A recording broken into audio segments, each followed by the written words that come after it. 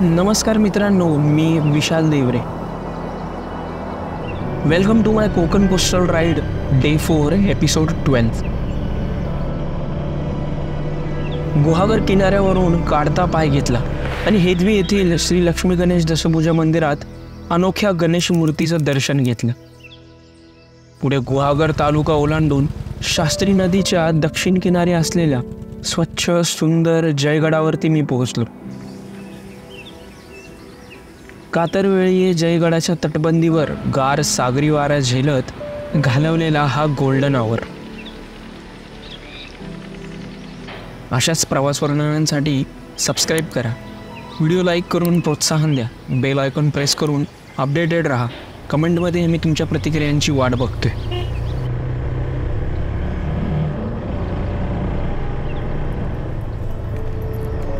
गुहागर किनाऱ्यावरून मी हेदवीकडे निघालो. 20 किलोमीटर मंदिरापर्यंतचं अंतर होतं.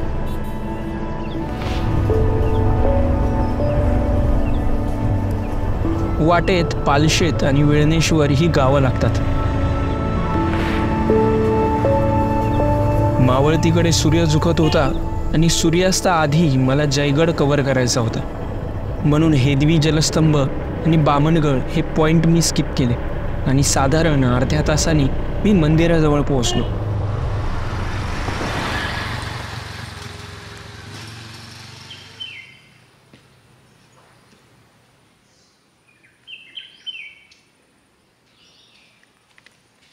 मंदिराचा परिसर हिरवागार आहे. थेट मंदिरापर्यंत गाडी येईल असा रस्ताही आहे.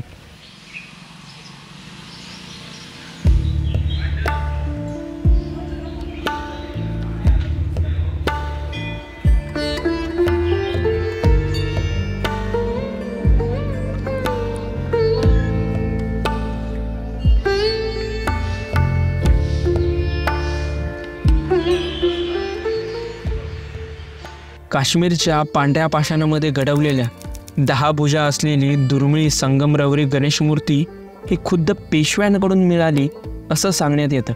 आसनस्थ गणेश मूर्तीच्या उजव्या हातात चक्र, त्रिशूळ, धनुष्य, गदा आणि महाळुंग फळ धारण केलेलं दिसतं.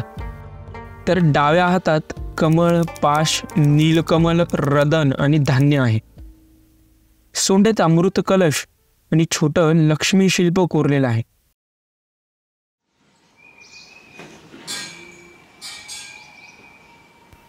मंदिर बघून 10 किलोमीटरवर असलेल्या तवसाळ फेरी पॉईंटकडे मी निघालो.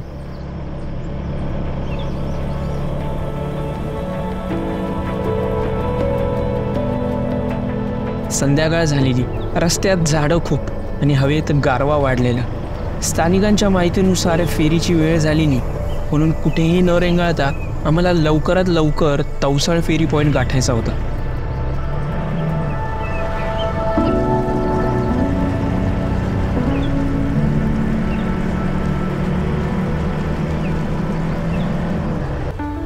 शेवटच्या क्षणाला आम्ही फेरी पॉईंटला पोहोचलो. गाडीवर चढवली आणि फेरी जयगडच्या दिशेने निघाली.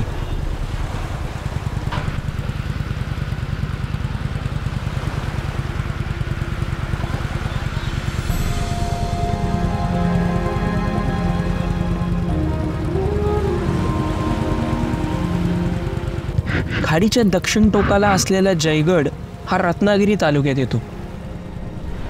तर उत्तर टोकाला विजयगड, जो गुहागर तालुक्यात येतो.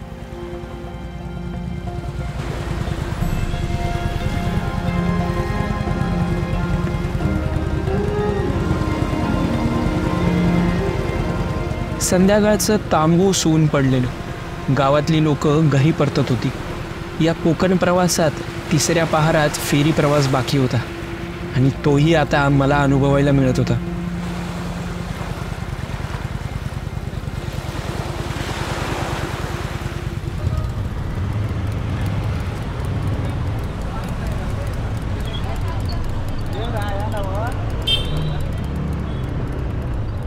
फेरी पॉईंटवरून जयगड गावाच्या वर असलेल्या पठाराकडे मी निघालो.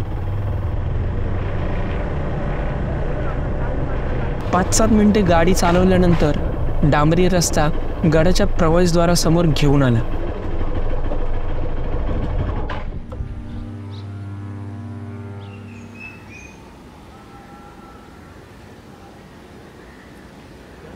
उजवीकडे पडकोटाच्या प्रवेशद्वाराची कमान दिसते.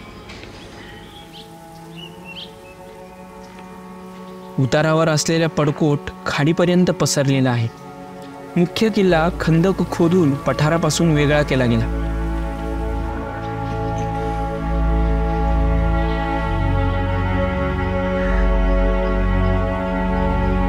बुलंद बुरुजांच्या आत किल्ल्याचं हे मुख्य प्रवेशद्वार आहे.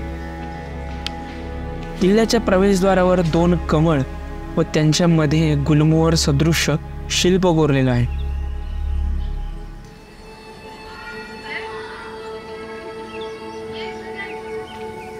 आत प्रवेश केला आणि तटबंदीवर नजर फिरवली. तटबंदीमध्ये जागोजागी खोल्या आणि वर फंजीवर जाण्यासाठी पायऱ्या दिसतात. प्रवेशद्वारावर ब्रिटिशकालीन कार्यालय आहे.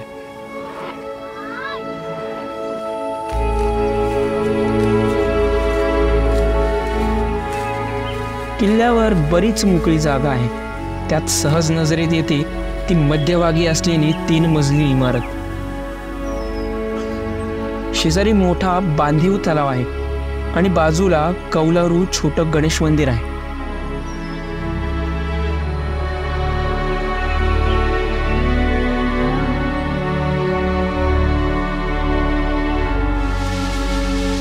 दंतकथेनुसार गड उभारणीच्या वेळी स्वखुशीने नरबळी गेलेल्या जैबाचं हे स्मारक.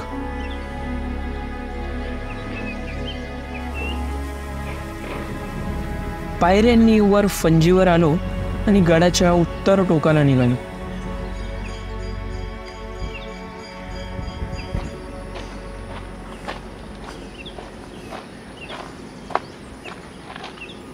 वरून गडाचं निरीक्षण केलं की जुन्या काळातल्या वाड्यांचे झोते दिसून येतात.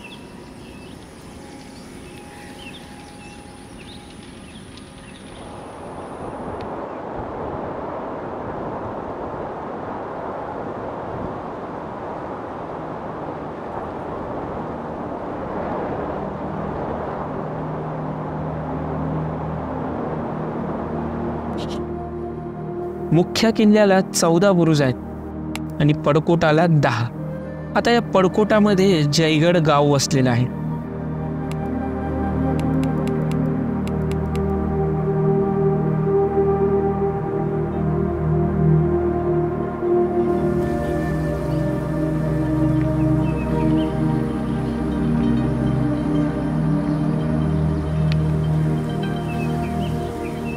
चालत उत्तर टोकाकडे आलो की ब्रिटिश काळात बांधलेल्या थोड्या वेगळ्या निमुळत्या होत गेलेल्या चौकोनी इमारतीजवळ पोहोचलो.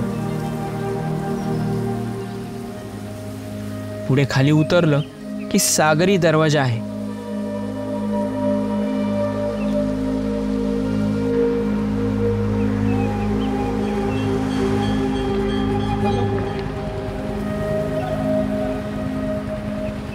किल्ल्याच्या उत्तर टोकाला असलेला हा 2 मजली बुरुज. बुरुजाला जंग्या आणि खिडक्या आहेत.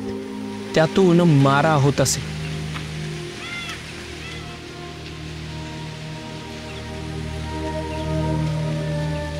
बुरुजाच्या एका दरवाजातून आत शिरलो आणि दुसऱ्यामधून बाहेर पडलो. इथून जयगड संलग्न असलेल्या JSW एनर्जी प्रकल्प दिसतो. किल्ल्याच्या बांधणीवर दुमत आहे.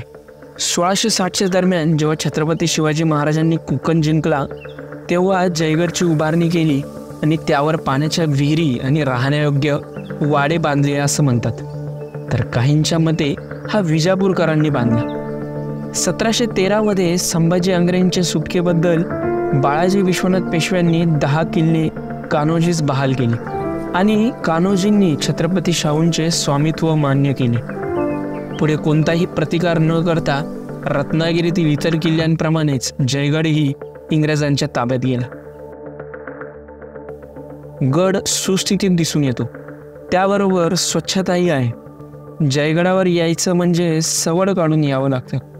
आडवाटेच्या अनेक सुंदर वास्तू तुमच्या वाटेकडे डोळे लावून उभ्या आहेत. त्यांचा धीर सुटण्याआधी नक्कीच भेट द्या. मी विशाल देवरे. भेटूया लवकरच.